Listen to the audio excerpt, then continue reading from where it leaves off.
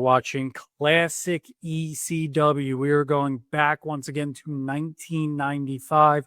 We're going to be talking about the Sandman becoming ECW champion for the first time, Extreme Championship Wrestling champion, second time holding the ECW title, originally known as called Eastern Championship Wrestling. Season 3, Episode 9 of ECW Hardcore TV on Peacock.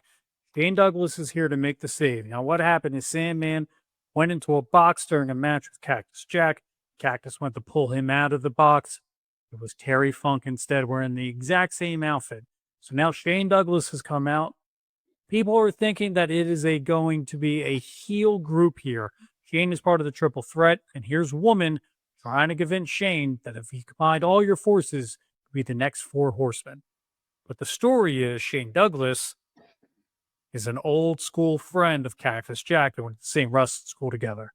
But Shane Douglas at this point is really a top heel in ECW. No, he's the top heel. He's there. He was the top guy. He's champion. But it seems like as he's going to line up to hit Cactus Jack with his belt, he's going to hit you instead. Were you excited to get into a program with Shane at this point? Dude, I'm in the ring with Cactus Jack, Terry Funk, Shane Douglas, and Woman. I am happy as shit right now, no matter what ended up transpiring and all this. But, dude, I'm starting to realize right now, hey, Paul, he's starting to see something in me, you know what I mean, that he never really originally saw, and that I'm taking leaps, you know what I mean? So, yep.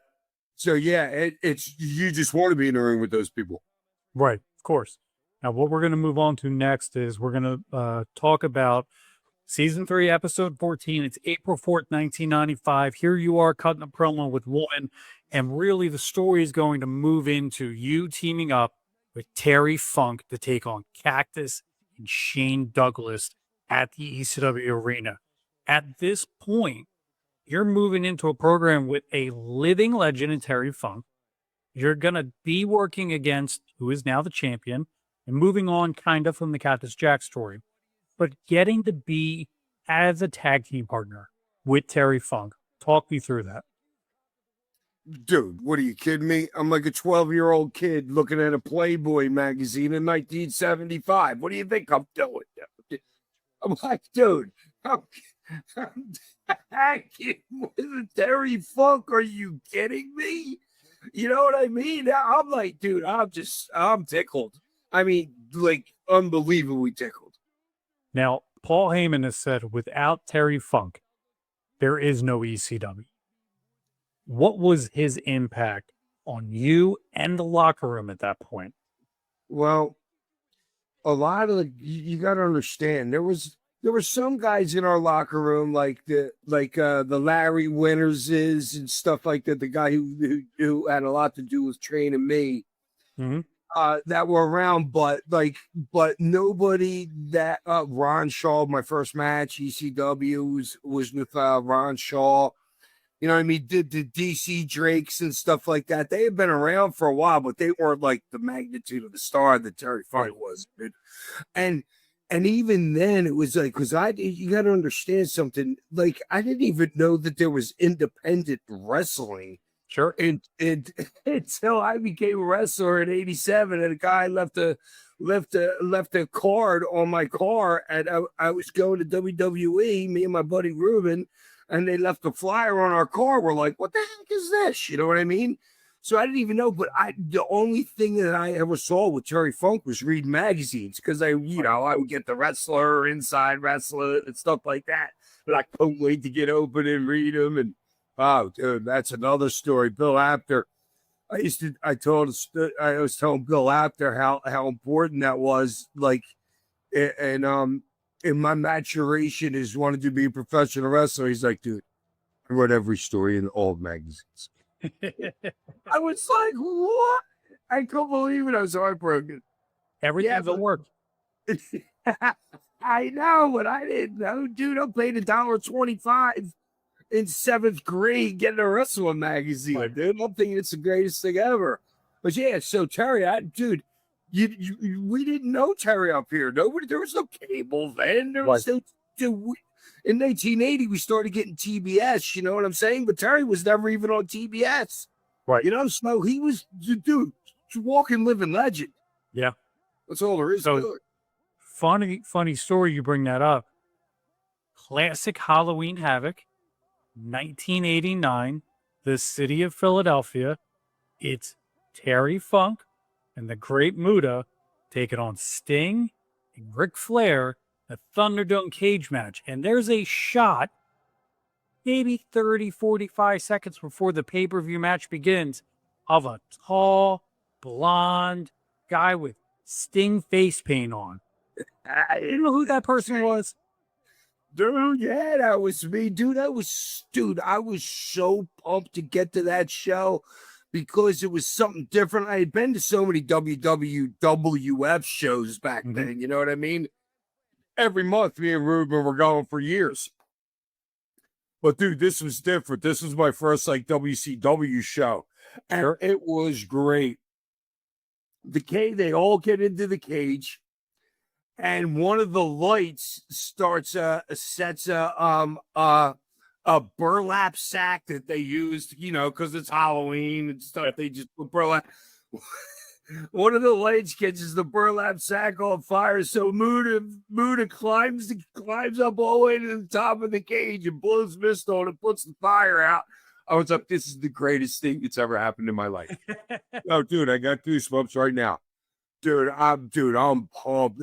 But you gotta understand too. I'm like, dude, I'm playing like professional rugby here at this point. I'm not like no like kid. You know what I'm saying? I'm like 18, 19, or maybe even 20 at this point. You know, but yeah, that was like super exciting. I had my face painted like Sting, and actually, when the Twin Towers walked by me before the match, you can see I'm standing right next to them because I had a really good seat. So yeah, that was great, dude. I'm a mark. I'm a mark, dude. All of us are marks. Oh, we're not a mark. What the heck are we doing in the business? Exactly. Now, speaking of a mark, I'm sure you watched last night, AEW Revolution, Sting's last match. There's been a lot of controversy over Darby Allin and that Swanton bomb through the glass and the send-off for Sting winning. What'd you think of last night? The Darby spot for who, for what, but it's kind of like the dude, to me, he's kind of caught in a spot where you got to top yourself. Right. What the heck is he going to do next? Right. You know what I'm saying? They brought out the glass and I'm like, dude, this is Sting's final match. You don't need gimmicks. Right. You know what I'm saying? But that's Darby's thing, and I get that. Hey, I used to have to bleed every damn match. Sure. You know what I mean? This is before I was smashing beer cans against my head. Joel Goodhart would let me and JT Smith go out there in Eastern Championship Wrestling opening match, and he would let me bleed. You know what I mean? And we'd have a good match. You know what I mean? So I got into this bleed thing. So I understand when another wrestler feels like, hey, this is my thing. This is what I got to do. You know what I mean? But at that point, for who, for what, the setup wasn't that great. You know what I'm saying? But hey, more power to him, dude. But what a great picture when he finally rolls into the ring, and it's like it's not like it's a straight cut across you and the blood's dripping down. It's all the thumbtacks, dude. It was cool. It was so cool when he rolled into the ring. You know what I mean? Yeah. But I would have liked. To me, I guarantee you, I will not win my last match. I lose always, and there's no reason to change that. So, I'm telling my sons, they're like, "No, you what?" I'm like, "No, dude, nah. I'll put some real kid over it.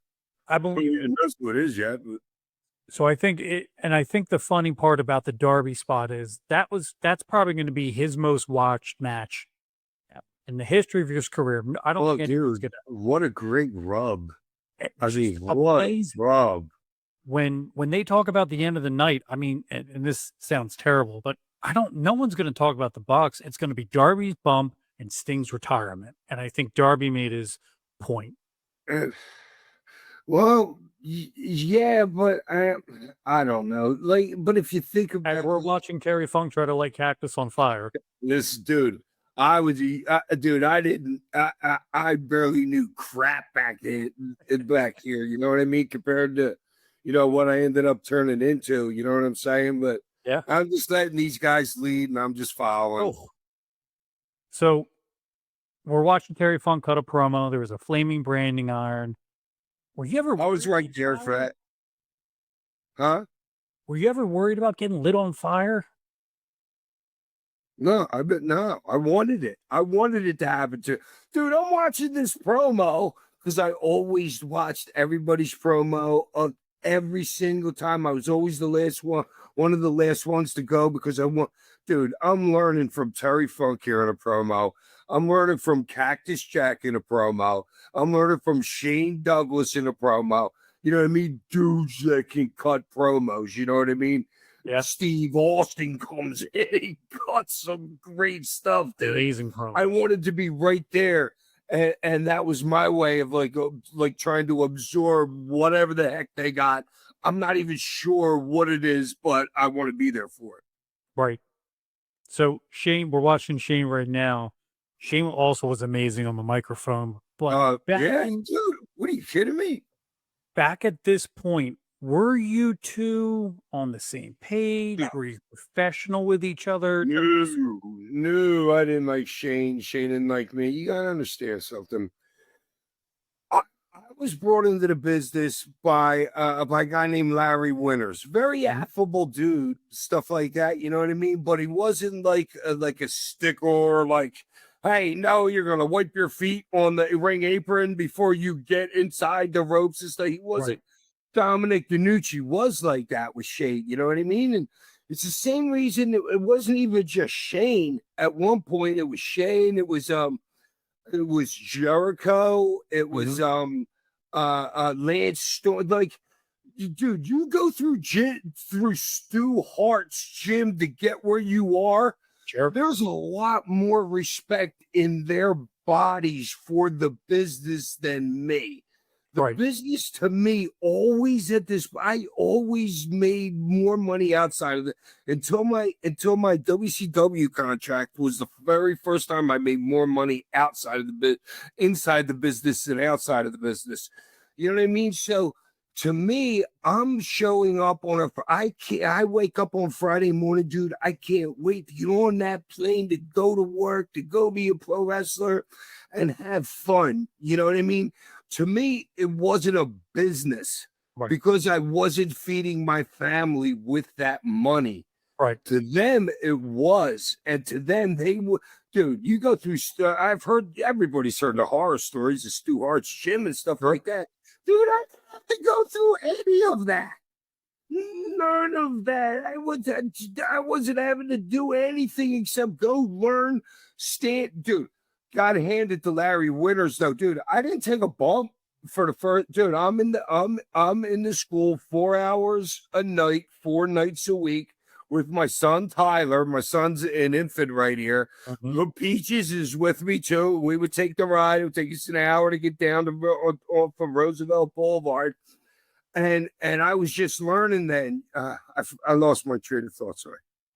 You've never taken a bump, but you were that. Oh yeah, that's right. So those guys have been through hell and back. Sure. Dude, I'm just like learning on the fly, having fun. You know what I'm saying? So I can understand anybody that's of that ilk that has been trained by guys like that to understand that to not understand that there's a difference between me and them. Right. You're feeding your family on this. You're paying your bills. Dude, this is fun money for me. I'll put this away in my house within another couple of years. It's a different mentality. So what we're watching now, season 3, episode 15, you are going to be one-on-one with Shane Douglas. Now, the story here, it seems like woman's unhappy with you. Not sure you picked the right person. Yeah. You got the champion on this side, you on the other side. All right, that's so great because I was talking to Conan about this on him and Disco's podcast that how important woman was in all these things. Nancy, well, first of all, Shane doesn't want to drop the belt to me. Okay. dude. And if you, dude, are you going to Vince? Well, yes, some guys have gone to Vince McMahon and say, no, I'm not dropping a belt. You know, and Shane tried that. Nancy's like, heck, I got this. Give me a little bit of time. She worked him into it. And, you know, she was like, and I didn't even really know that she was doing this then, Right. but she was like, she's, dude, like I told you, there's a difference between a valet and a manager. Absolutely. Dude, woman was doing the manager behind the scenes, taking care of Paulie, making sure Shane's happy. You know what I mean? Me, I didn't care. I was the least of her worries. You know what I mean? I know I'm getting the belt. What the hell do I care? Who cares how it happens? Right. I don't give a damn them at that point. Did Paul come to you and say, here's the plan, this is what we're doing, you're getting a title? No, well, yeah, but he didn't do it like it wasn't just me and him. It was me, him, Nancy, Shane. I don't know, maybe Todd was. Dude, you got to understand. Back in these days, we're in the ECW locker room, dude. Yep. Everybody's in the same room. Right. There's no. You know what I'm saying? It wasn't like, oh, go to Paul's office or something like that. Who knows? But yeah, Paulie's throwing it out, and Shane is not happy at all about dropping that belt that night. Next thing you know, 20 minutes later, it happens. To me, it's weak. Like, I think Shane made himself look weak the way we did the finish. Shane snatches me from behind in like a sleeper thing. Nancy hits him in the back of the calf. He falls down, and then I pin him. You're ahead of yourself. We're 1 week away from that one. No, so this is when woman turns on you and goes with Shane to set him up for the next week. So the gimmick here is that she was going to swerve you to set it up. Now, this match, your Singapore cane is not allowed. That's the gimmick. So you can't use your Singapore cane. Woman is going to be at ringside with you until the end, which we're going to get to. But here's it's weird to me to hear that, like, Paul sits all of you down and says, all right, Sandman's going to win the title. Does Shane say it to your face, I don't want to drop it? No. You the issue? No. Okay. No. Shane was... Conversation. Yeah, I've told Wallace for this. Yo, me and Shane are totally cool now. You know what I mean? Right. I mean, like, I consider him a friend right now. I'm like, oh, text, go. I'll send him stuff, you know what I mean, that I think's funny and everything. But back then, no, there was that was all. I had no idea. I had no idea until Nancy comes to me. She goes, Shane, don't want to drop the belt to you. He would not say that out in the middle of the... Well, why would he? Because you got to remember, dude. You got to remember, because Shane, you got to remember Shane in that era too, where like he's doing his Dick Flair stuff and everything. He's hating everybody and everything, but don't go pull a move like that. Right. You know what I'm saying? Saying I'm not dropping. Who the hell is anybody to say I'm not dropping your strap to whoever? This is professional wrestling, guys. Yeah. This is made up. Somebody determines who wins. Yeah, dude, I didn't win the belt 5 times. They wrote it in. And dude, you got to think about ECW just like a book, or just like a trilogy or a Star Wars or something like that. You know what I mean? It's all drawn up by Paul Lee. This ain't real, guys. Right. It's not. Too many people, and I'll tell you, like Taz, like Jericho, like the other, they get too wrapped up in their own being, and you know what? I was thinking about this when I was taking a nap earlier today.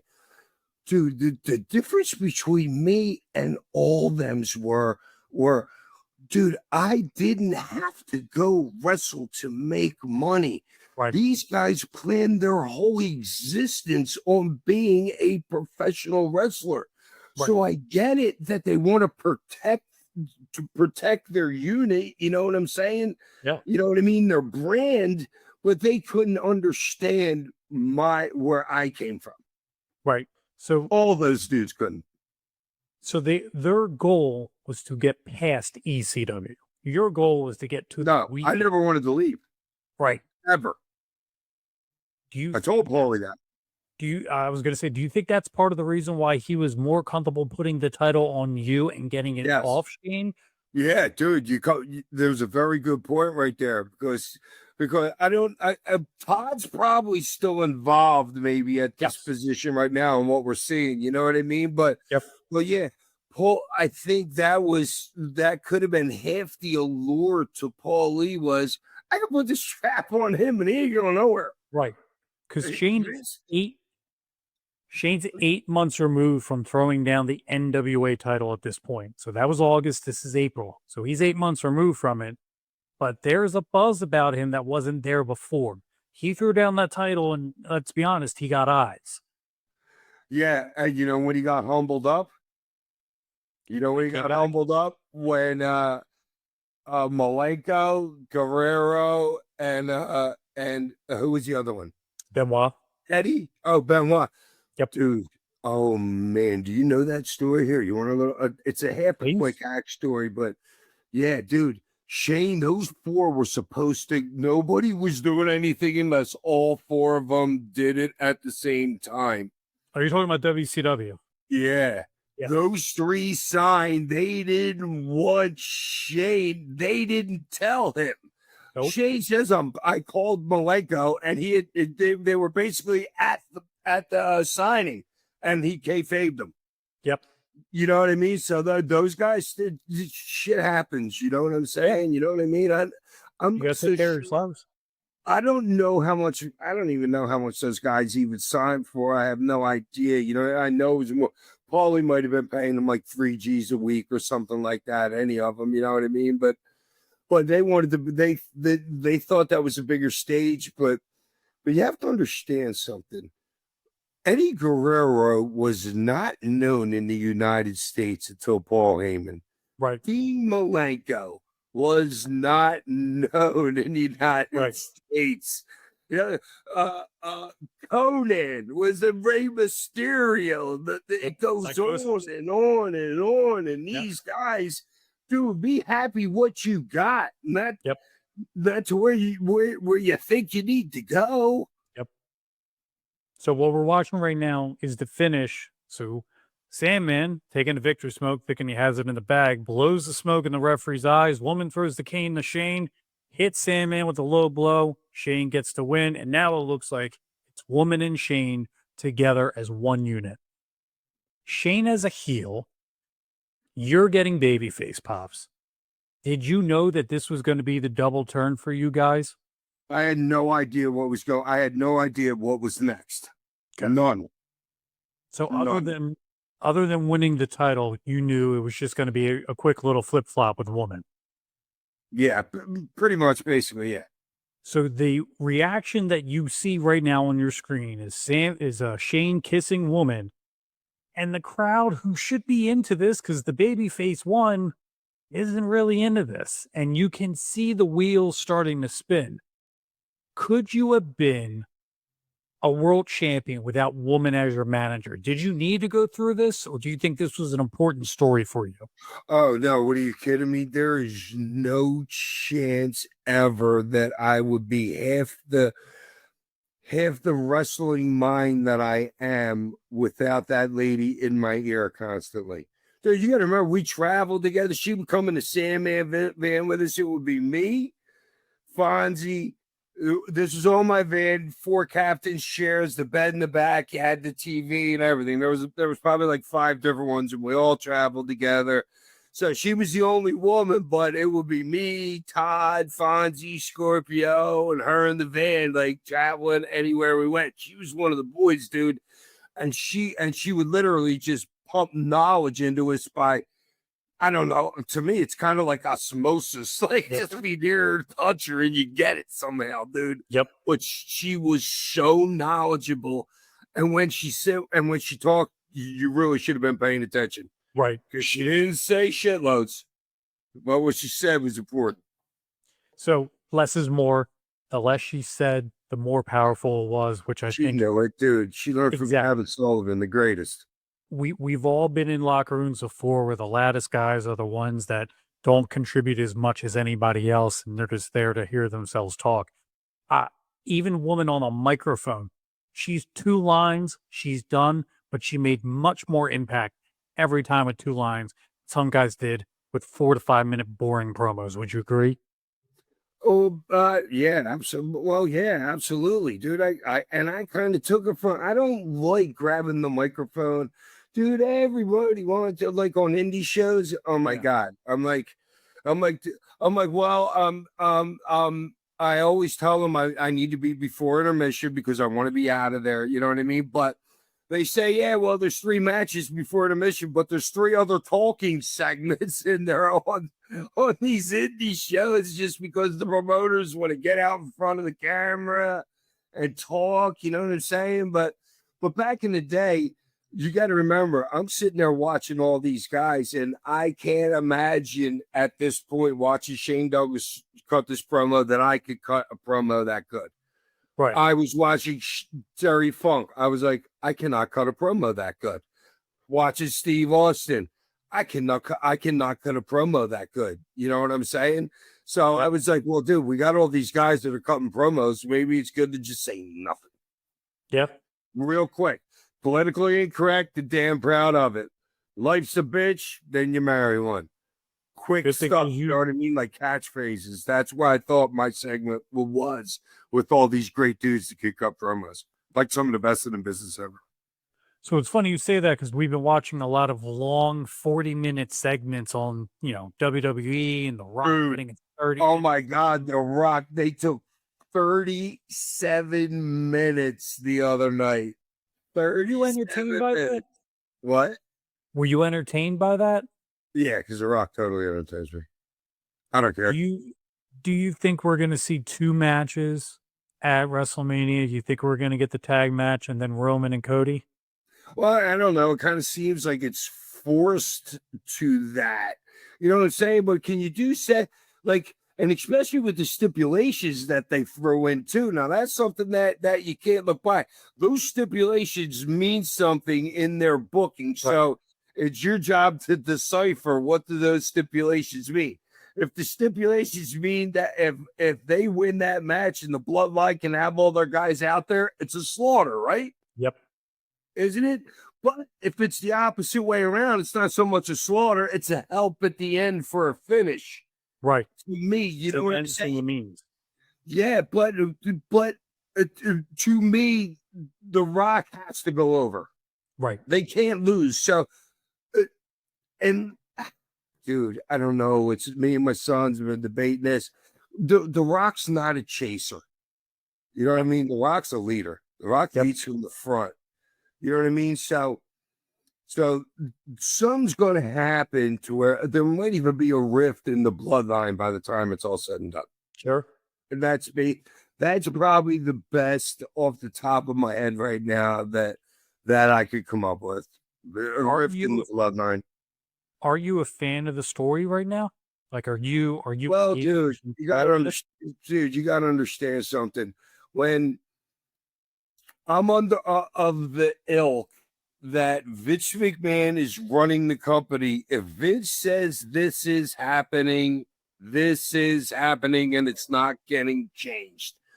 The shit with The Rock and Cody, and then all of it blowing up in 48 hours, and then The Rock going on McAfee and burying Cody and burying all the men that aren't screwing their wives at home. They're crybabies about Cody. It's dude, The Rock is way more entertaining to me as a heel. 100%. He just is, dude. 100%. Even though he got lost a couple times last night, or was it last night? Friday. Yeah, or whatever. Yeah, whatever it was. He got caught. You know what I mean? He's not so like his tongue's not as great as it used to be because he got caught a couple little times, but he's still the most entertaining thing that they have. Him and Randy to me. I mean, come on. Do you see Cody winning? No. You can't take the belt. Why would you take the belt 80 days or 100 days away from Roman winning it all? You can't take the belt from him then. So you agree with me. It's going to end up being Rock and Roman at some point, and Rock's going to win the title from him. Is that SummerSlam? No, but because I think my son Oliver said that he doesn't get the record until like September something. Correct. Maybe You got to get past correct SummerSlam. you. Yep. So it wouldn't be SummerSlam. So what would be? Maybe next You year? do it on like that Thanksgiving one.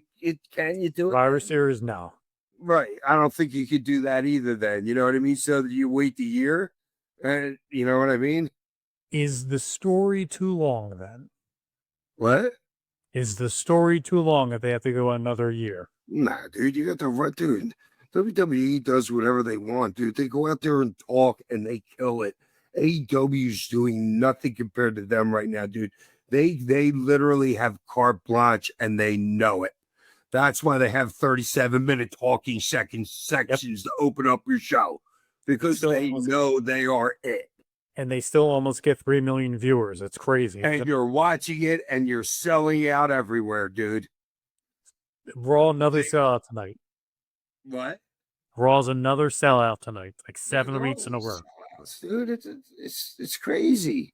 I don't understand it. Here, and let's get on to it to a point. Like, you know that the buildup that they did with Sting and the Young Bucks, where they're looking for, dude, that was their attempt to be WWE. Yep. And it was horrible. Yeah, it didn't work. I love the Young Bucks, dude. I love those dudes, but the segment doesn't work. It just it seemed like you rolled out of bed. You're like, that was your first idea, and you're like, yeah, let's go with that. Yeah, It could have been so much better. I'm surprised they didn't give them a heater or nothing. It was just like, all right, we're gonna beat the shit out of you after we stare at you from the entrance ramp. It just didn't. Yeah. It didn't work. But yeah, I don't know. Who's in charge of that booking? Do we even know? Tony Khan. He's the head booker. He's the booker. Oh wow, no wonder it's like that. Yes. It's horrible. Dude, dude, it's horrible. Every match is like the same match. I can't watch the ball guy from the NTF fight the other tall ball guy. Dude, it's the same match every match. It's like nothing means nothing. So Eric Bischoff did a live show last night after the show was over and said the same thing. It's the same stuff over and over and over again, except for the Osprey match. He said was, oh my God, was that match God or what? Thank God you mentioned. Oh, dude, that spot out of the corner, the suplex into the dude. You gotta watch that again and watch the ref sell. He sold it like John Finnegan would have sold something back in the day, dude. Dude, I was like, oh my God, what were they even trying to do there? you will see the referee at Wrestle Con. Bryce Rensburg will be at Wrestle Con with you in Philadelphia. Bryce is from Philly. So I just put him over for that. Yeah, you will see him at Wrestle Con. You are there all 3 nights, Friday, Saturday, and Sunday, it looks like. I don't know times yet. They haven't posted anything. If you want to meet the Sandman, make sure you find your way over to WrestleCon. Friday, Saturday, and Sunday. Details are at WrestleCon.com. Go ahead. No, I was just going to say, I'm doing some luncheon on Friday afternoon at WrestleCon. Then I'm doing another luncheon down at the ECW Arena right after that. This is Friday, and then there's a show at the arena Friday night. Is that what it is? Yeah, dude. Extreme Reunion, Battleground Championship Wrestling at the old ECW Arena, which is now the 2300 Arena. Sandman's going to have a busy, busy weekend in Philadelphia. I know. I'm already tired. I am. Todd Gordon tried to throw another thing on me for Saturday night at a watch along for the pay-per-view. I'm like, Todd, by Saturday, I got Friday and Saturday. I'll be dead by Saturday night. I'll be home asleep in my bed by the time that pay-per-view starts. I was going to say, I'll be 5 a.m. and watch it. Are you going to go to either night? What do you mean? Are you going to go to Lincoln Financial at all? No, what do you, dude? I could have went to the Eagles Super Bowl, dude.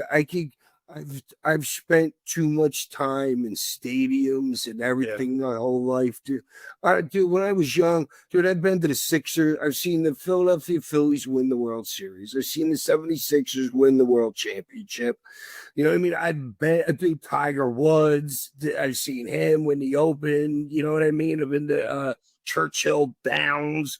Dude, I've been and seen it, dude. The best spot for anything now is right in front of TV. Ooh, Jesus. All right, sorry. My reaction to that was Shane Douglas just running and jumping over the top rope like Hack had no idea he was coming, which... Well, dude, that's not Shane, totally. You know what I mean? That's, Right. but I don't know. He knows sometimes he's got to like step it up out of his, well, because he's in there with me. I'm not spotting with him. No. You know what I mean? We're not spotting, dude. We're brawling. Yeah. We'll throw a spot in here or there, but I believe that 100%. We are in the match now that it is your time to become ECW champion. The finish, you brought it up earlier, and we're going to get to in a minute or two. Carl. It's not the finish that you would want, I think, as a world championship title change. But I think, from what you're saying, it was the only way Shane was going to lose. Does that seem accurate? No, it's 100% accurate. And I don't understand it. I don't understand why Paul wouldn't just say, Shane, you're doing this. And you're doing it clean right in the middle of the ring. Dude, you beat me. I want to be beat clean right in the middle of the ring. I don't want any. I'd rather not have the run-ins or anything. If you're going to win, make your win strong. Right. You know what I mean? I want to make the next guy strong. I don't want him to win like by happenstance because there was 4 run-ins. Right. You know, that weekend stuff for me. I like clean finishes. Yeah. There was a good clean finish last night on AEW. Not the world title match, because that had the double submission and the one guy and Paige tapped out. But yeah, I've been watching so much stuff, and it's hard for me to remember all these people now. You know what I mean? And completely. But it also goes to show you that I watch AEW for 2 hours, and I'm like, yeah, I can't really remember. You know what I mean? Yeah.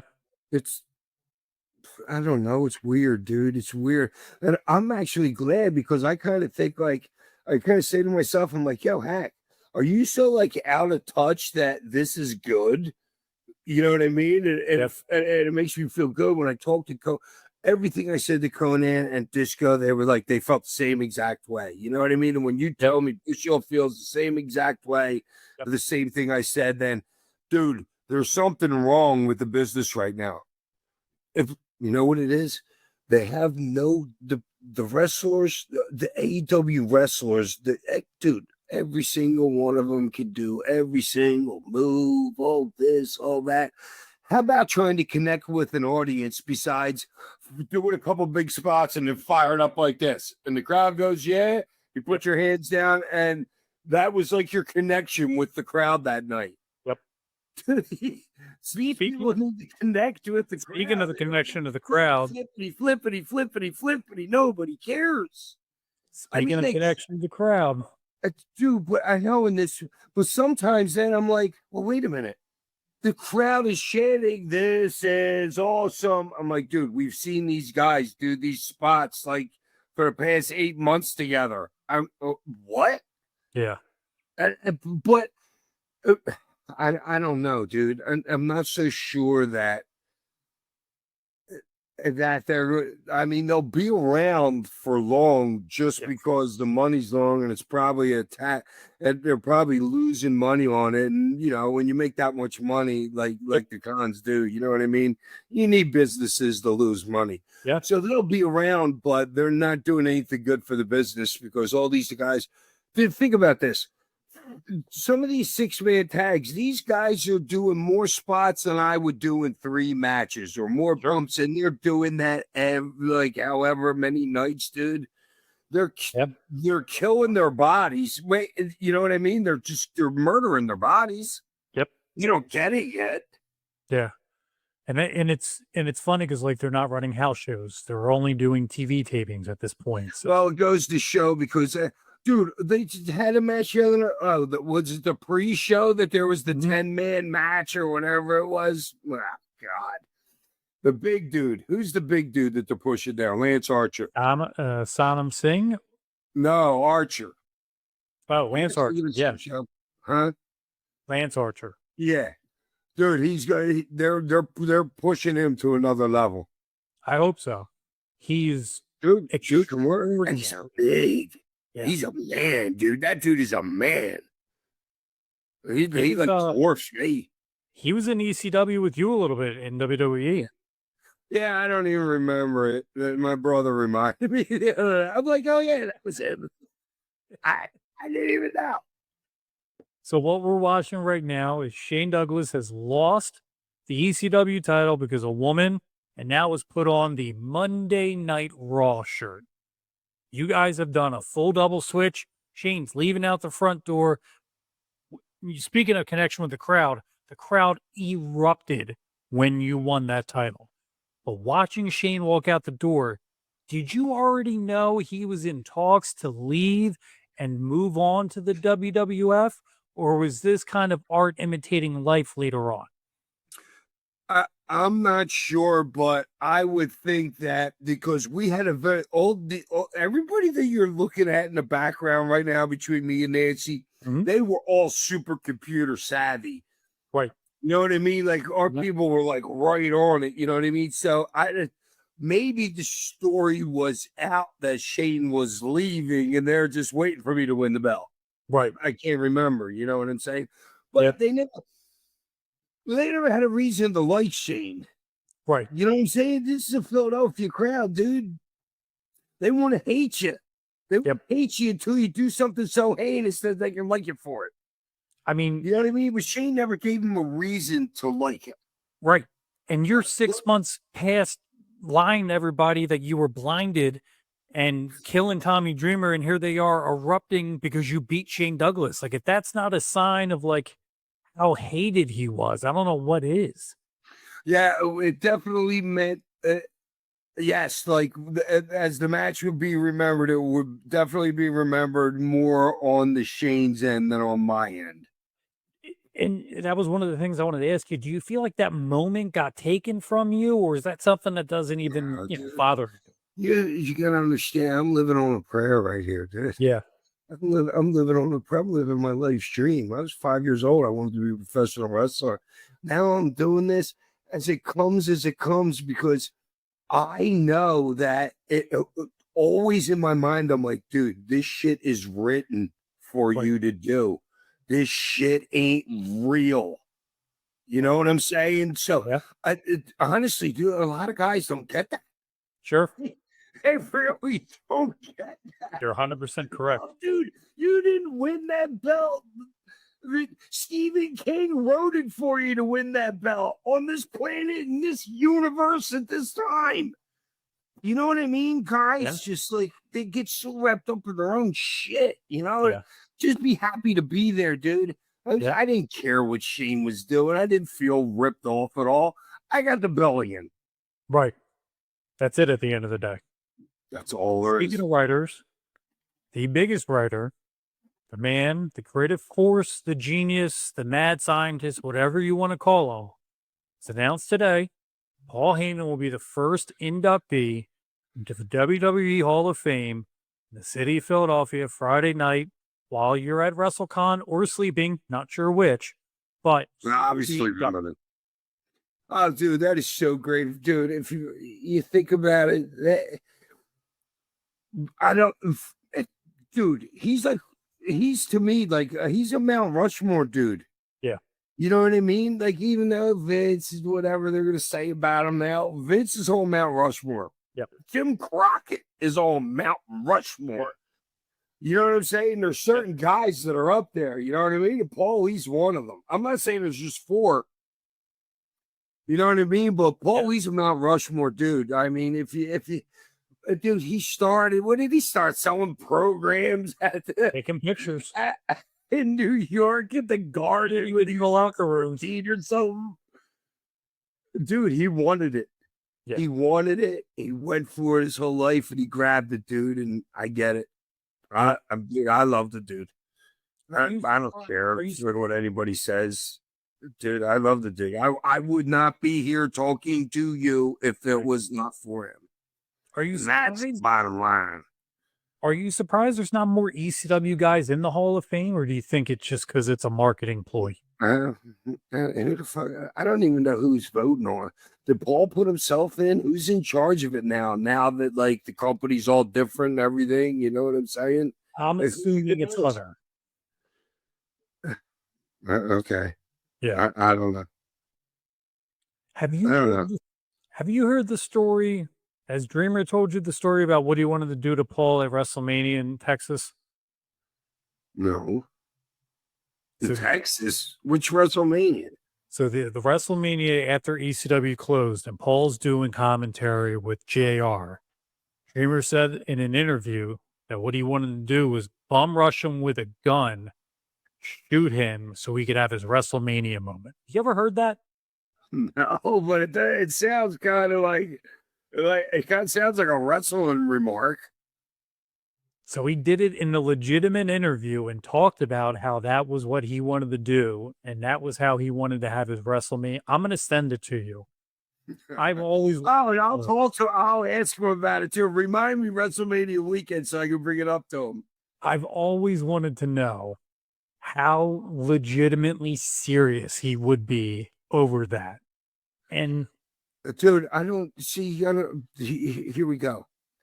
With me, no, even though I was best friends with Todd Gordon, and I had a relationship with Paul, which was like a business relationship.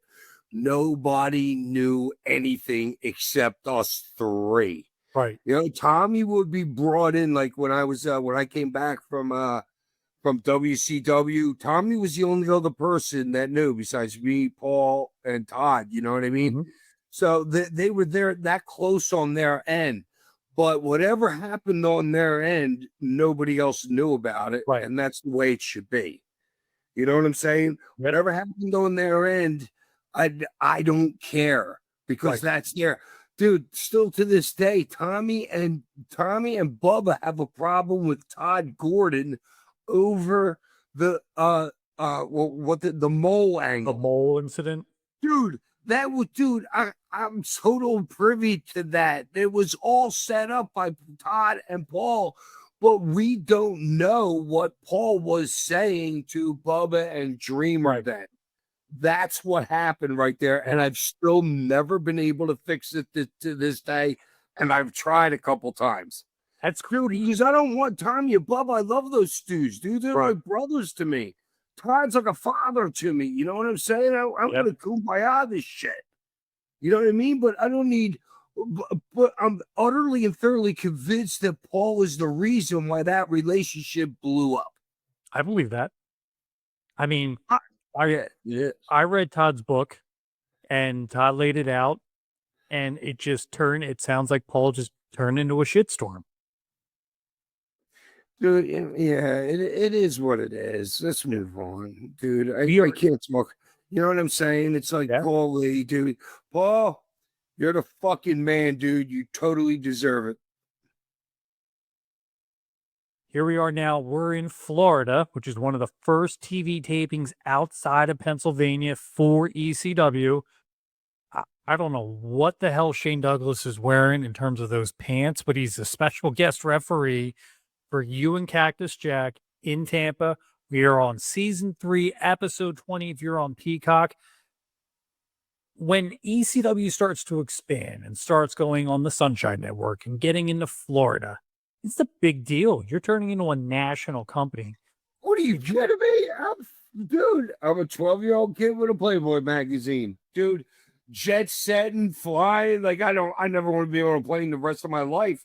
But back then, I was like, oh my God, get on the plane, go to Tampa to perform. You know what I mean? This is Yeah. great. Dude, I'm like pumped. You know what I mean? I This is- couldn't wait till the weekend. Was this one of your first flights that you took for professional wrestling? Well, Florida was probably like Boston might have been like right before that, but Boston and Florida, like we were doing like the dog track and stuff like that. You know what I mean? Sometimes we used You got to give us the hat story.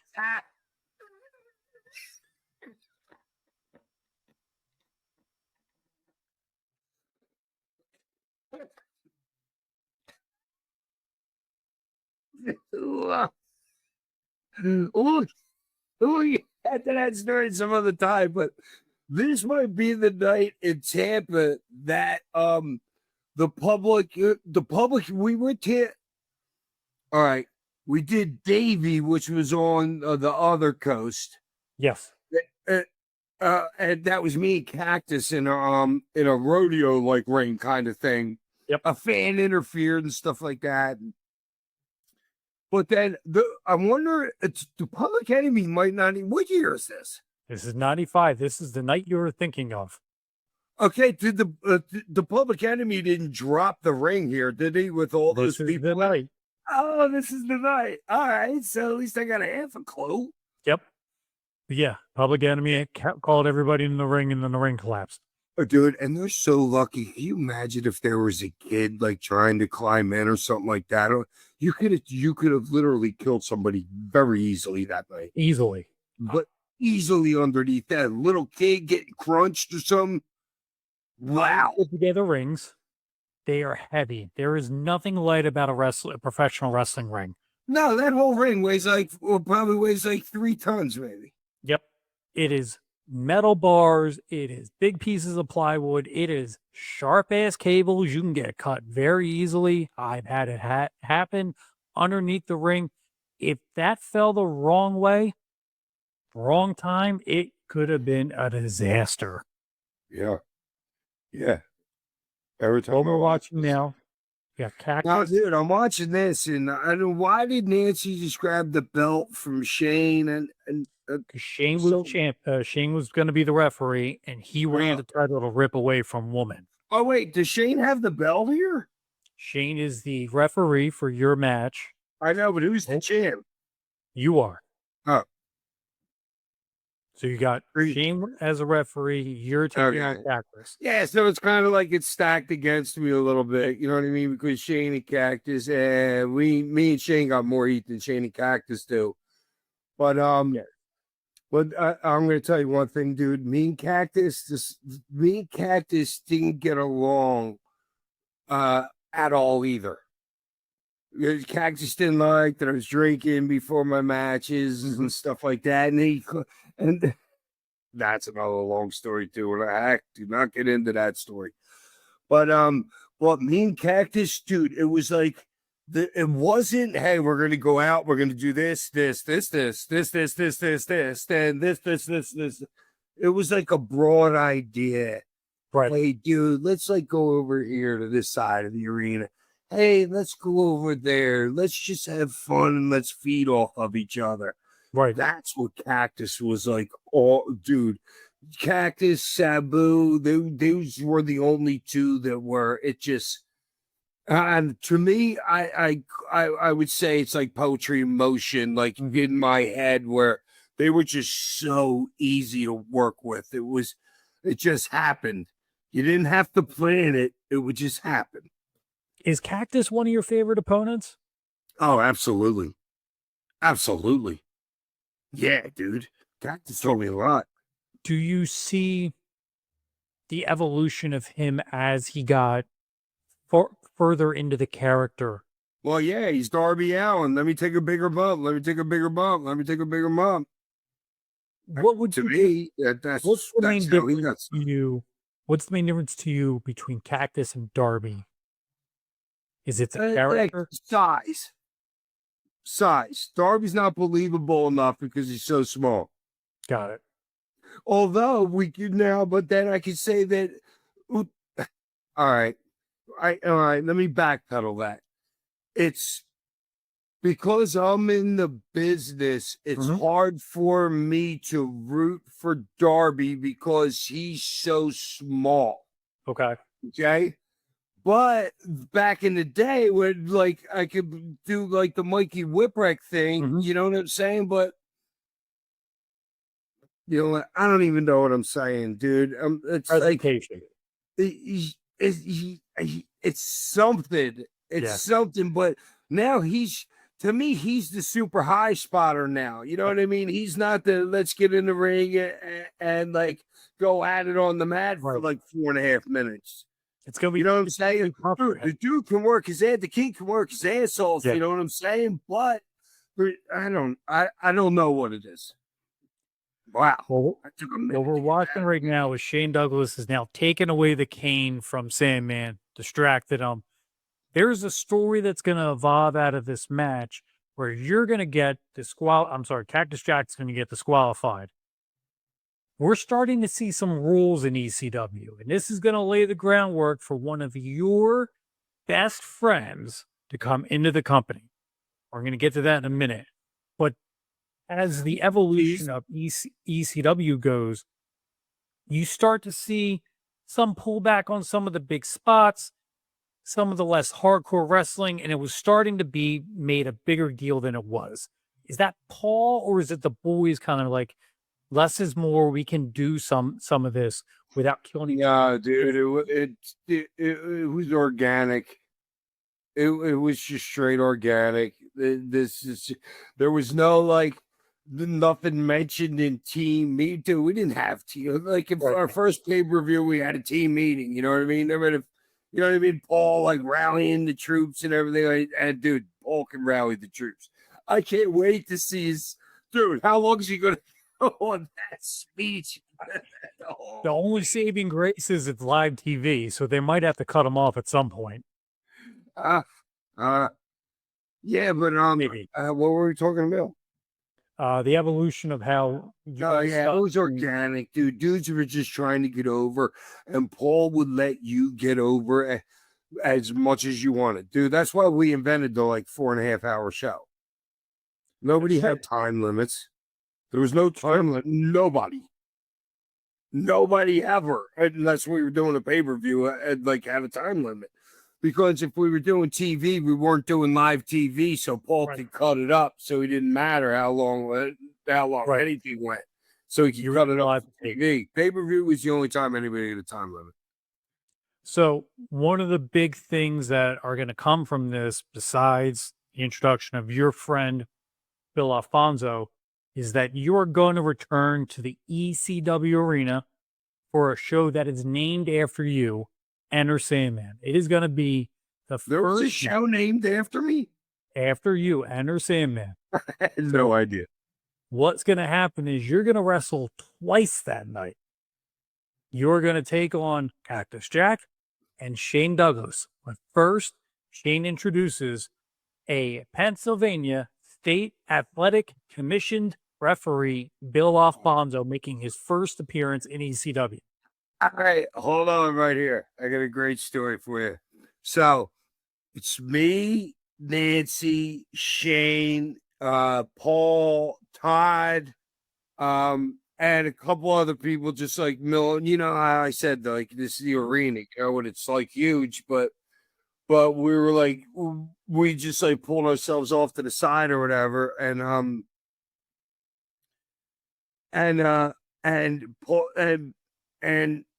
Paul starts laying out what's going on. I don't know Fonzie from a cupcake right here at this point.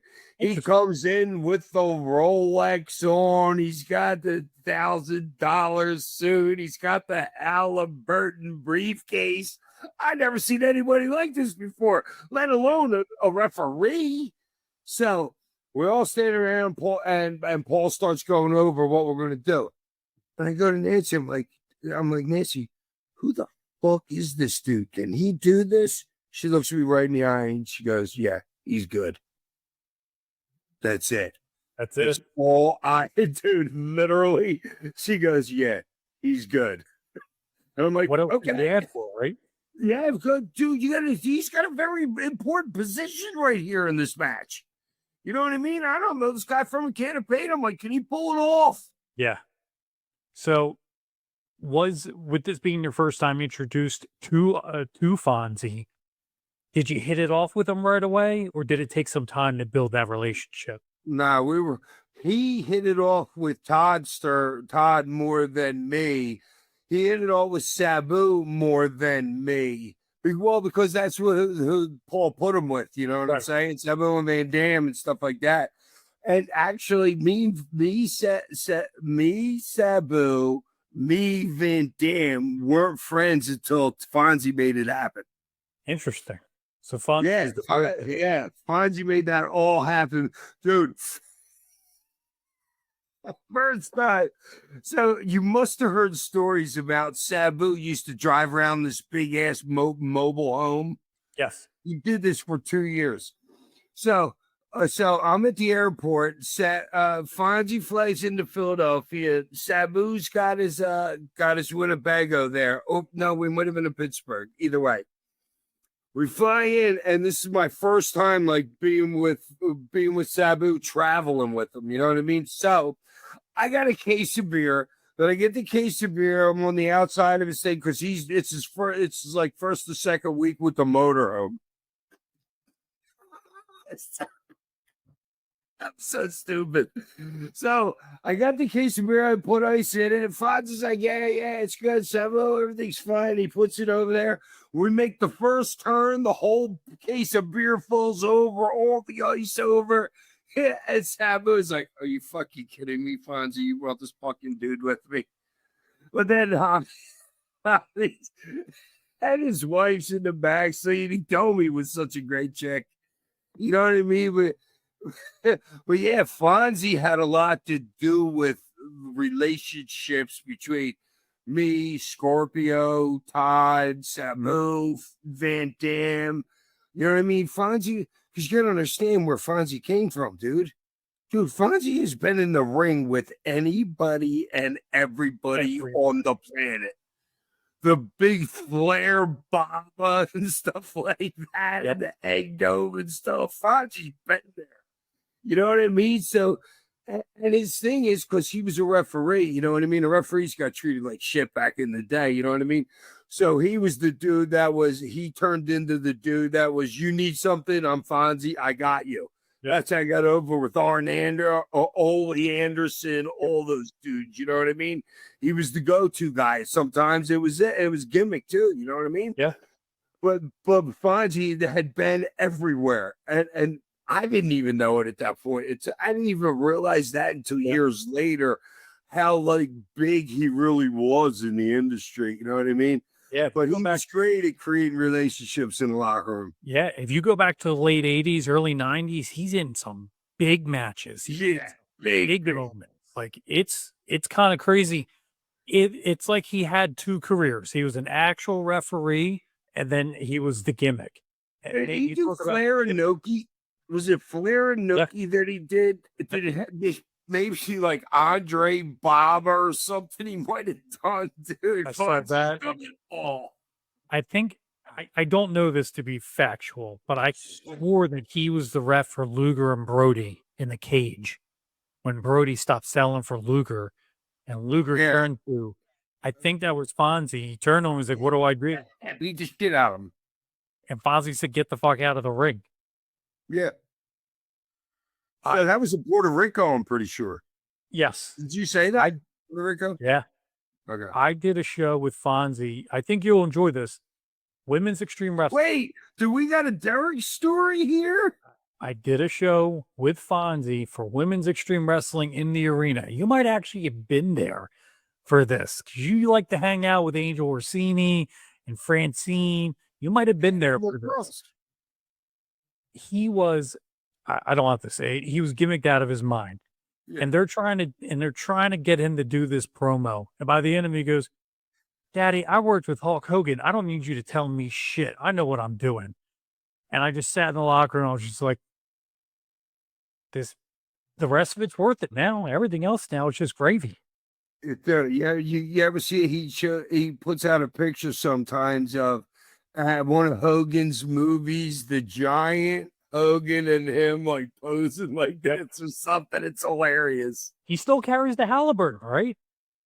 They used to. I don't know. I don't know anymore. Like when I worked with him, and it was 06, 07, maybe later, and that might have been. He had the Halliburton with him, and he opened it up, and he goes, "I got all my gimmicks in here, Daddy." Everybody used to carry, dude. That was like the thing, dude. Halliburtons turned into fanny packs. The fanny packs turned into backpacks. That was like the stage of wrestling from like the early 80s to now. Everybody's a backpack. There's one guy I know who still carries a Halliburton, and I think it'll make you laugh. Claudio Castagnoli still has a Halliburton. Who? Claudio. Who the frick is that? All right, you watched AEW last night, right? Yeah. All right, Claudio and Moxie. I know, but I don't get their FTR. Okay. Fold. Wait, FTR, the one guy is bald, The opponent. right? The tall Italian looking dude. Yep. All right. What were we talking? Dude, that dude can work. I've known Claudio for 25 years. He came Dude from can work, dude. he came from Switzerland, spoke this much English, came over to work a career out of this, did WWE for 10 years. He's amazing. Listen to me. You know what happens with guys like him? Fuck, you get into WWE, and then when they're doing a European tour, they wrap a strap on you. Yep. just for that tour, you know what I'm saying? That's that kind of guy to me. Yeah. Claudio's done it all. Claudio's a great dude, great worker. We're watching Shane Douglas, who just did a springboard body press off the Yeah, second this rope. is all his weights. Like, you got, dude, the Rey Mysterio's doing triple indies. So Shane's like, oh, yeah, well, maybe I got to do this to make me look like I'm a high flyer. You know what I'm saying? That's exactly what was happening here. Shane's like, oh, there's all this. Well, 'cause he's never been known to go to the top rope ever in his life. Even in the when he was with Johnny Ace, I'm not even sure if he went to the top rope back then. No, He was a ground dude. But he's like, well, at least he's trying to. I'm trying to do the opposite. He's trying to do he's trying to fit in to like with the Mexican guys. And I'm like, oh, dude, that's not me. I'm a brawler. Let me just stay in my lane. So it's funny you bring that up, because I wanted to ask you, when you're working with somebody and they're not working to your style, it just turns into a clusterfuck, right? I never really had a lot of I never had a lot of those problems. You know what I mean? It's just, I don't know. It just worked, like, because I haven't been in the ring with a lot of guys who I've had a real problem with. Right. You know what I mean? But if there's a guy I'm like, no, dude. Well, because I have a lot more, dude. I'm old. I'm 60. I'm older than a lot of these guys. I can say this is the way this match is going. Right. You know what I mean? So, and that's what it really has to do with. And why would a guy that could wrestle his ass off want to try and make me wrestle? Right. It makes no sense. It's much easier for you to go to my style than for me to go to your style. Was Shane tough putting a match together with? Yeah. No, because, dude, we weren't doing a lot of spots. Right. Look at him doing. I mean, that's a spot, you know what I mean? But like, imagine Shane Benoit, Shane Guerrero. They'd be doing all these switches, this, 1, 2, 1, 2, 1, 2, 1, 2. I'm not like that, you know. So he's going to my speed. I'm not going to his speed. I really enjoy the irony of him doing, and I know it's a Ray Stevens spot, but the irony of him doing a Ric Flair spot at the same time he's cutting promos on Flair over and over and over again. I really enjoyed that irony. I kind of forgot that spot was in there. So we're getting to the finish here. We're done.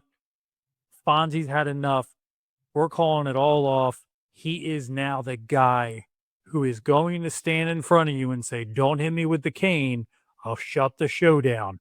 I don't remember this at all. This is like watching it for the first time. He was excellent in this role, was he not? Dude, there's a reason why I questioned if he could do it.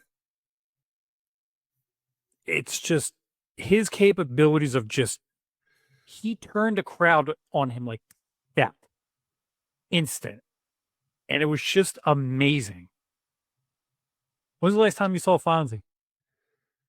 Less than a couple months ago, we were somewhere together. Here's Shane trying to fuck you, and Fonzie does it. You now lose on your first night in the arena as champion. You don't lose the title because it's non-title. Well, of course he's supposed to win then. You know what I mean? If it's a non-title, the guy obviously beat you. That's the way it is. Well, We got Why one. was that doing non-title? It was non-title because you were working with Cactus, and then Sandman and then Shane took over, and it was just a whole fucking Yeah. schmoz. So do I Oh, work? it was Do, kept do up. I work Cactus after this? Nope. I thought you said I worked 2 guys that night. Yeah, they only aired one of them. Oh, Yeah. So we're gonna get to our last match tonight. It's you taking on Cactus Jack on Shane Douglas's last night in the company before he goes to the WWF. I know you don't care, I think. But did anybody else in the locker room care that he was going to the WWF? well, yeah. If they care because there's talent moving out and they can move up. Right. So after all the year of him cutting promos and all this shit, him going off to the WWF meant everybody else could step up, right? That's how locker rooms are, buddy. Yeah.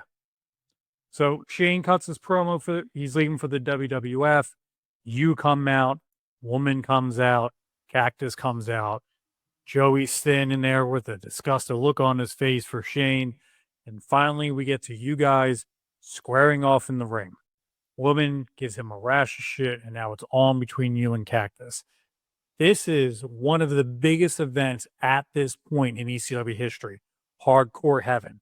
You guys packed to the gill. What's the date? This is July 1st, 1995. Airs on July 4th. Season 3, episode 27. Shane Douglas exits out of the company, and here you come with Todd, and you blow them all out. This is one of the first times Todd has been beaten up in a ring.